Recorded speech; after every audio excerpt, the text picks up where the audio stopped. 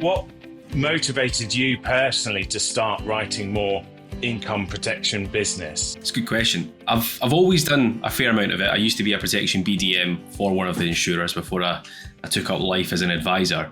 So it's always been part of the toolkit that I've always been quite confident with.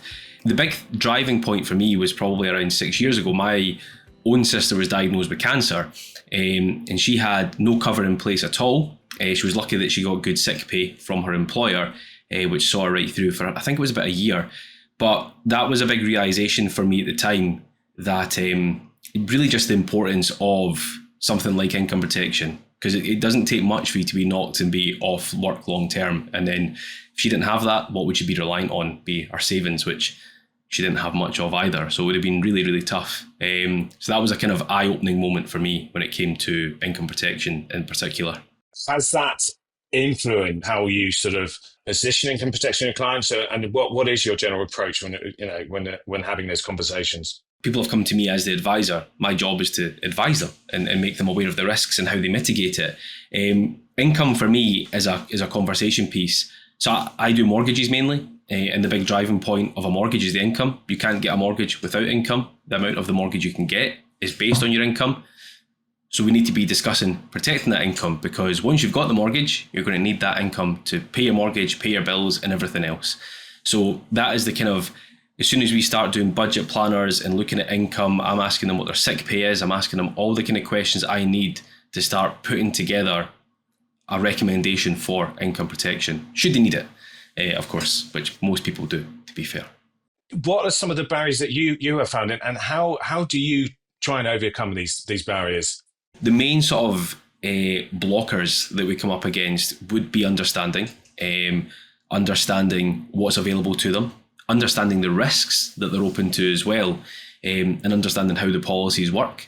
And then price always plays a part as well. I mean, we're talking about income, protecting that income. People only have so much income, especially now when everything's getting more expensive. So it's trying to work with the client and collaborate with them, but also approach things holistically as an advisor and make sure that we're getting them aware of the risks and aware of how best to mitigate those risks, and ultimately put something in place that ensures they're financially resilient going forward. For, say, a new advisor who is watching this and interested in income protection, what advice would you give them, while they're starting out their journey into income protection? Like Emma said, just start with small policies, start chatting to all of your clients about income protection. You should be doing it anyway with consumer duty there, but you just need to build up the confidence. You need to build up the reps of actually doing it. When I was a BDM, I helped a lot of advisors sell income protection for the first time. So lean on your BDMs, book in calls with all the provider BDMs you have, get training on the proposition, get confident with it, speak to your network if you're part of a network, or other people within the firm. If you're in a firm, build up your confidence and just start having these conversations. Your job having conversations with clients anyway around about mortgages or other products.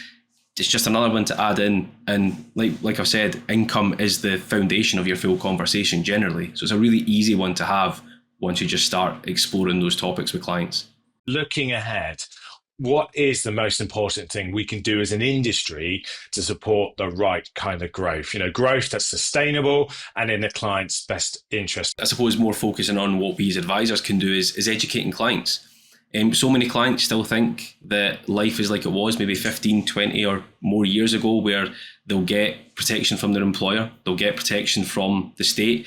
A lot of that we know doesn't exist anymore. So we just have to educate clients as much on the risks as well as around about the policies like income protection that they can use to mitigate those risks as well. Just making sure the clients know what they could face and how they can protect against it.